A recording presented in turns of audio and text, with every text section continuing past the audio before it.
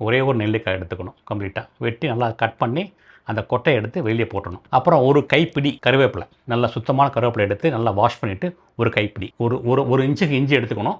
தோலை சீவிடணும். தோலை சீவி என்ன பண்ணணும், அந்த இஞ்சியை வந்து நல்லா இடிக்கணும். நல்லா இடிச்சிட்டு ஒரு துணியில் போட்டு புழிஞ்சிடணும்.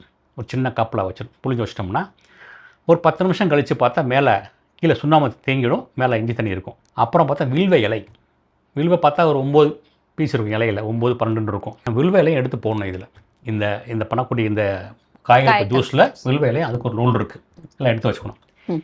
எல்லாத்தையும் இடித்து என்ன பண்ணால் கம்ப்ளீட்டாக எல்லாம் இடித்து மிஷினில் போட்டு அரைச்சிடணும். அப்போ அந்த இஞ்சி இஞ்சி கீழே சுண்ணாம்பு போக அதையும் எடுத்து ஊற்றி எல்லாம் மிக்ஸ் பண்ணிடணும். கம்ப்ளீட்டாக மிக்ஸ் பண்ணால் அழகான ஒரு ஜூஸ் கிடைக்கும். தேவைப்பட்டால் தயிர் கொஞ்சம் ஆட் பண்ணிக்கலாம். தண்ணி தேவைப்பட தண்ணி ஊற்றிக்க வேண்டியது. இதில் வந்து கொஞ்சோண்டு மஞ்சள், ஒரு பிஞ்சு மஞ்சள் எடுத்து போடணும். சுத்தமான மஞ்சள், ஒரு எலுமிச்சம்பழம், லெமன் வந்து தோலோட போடணும்.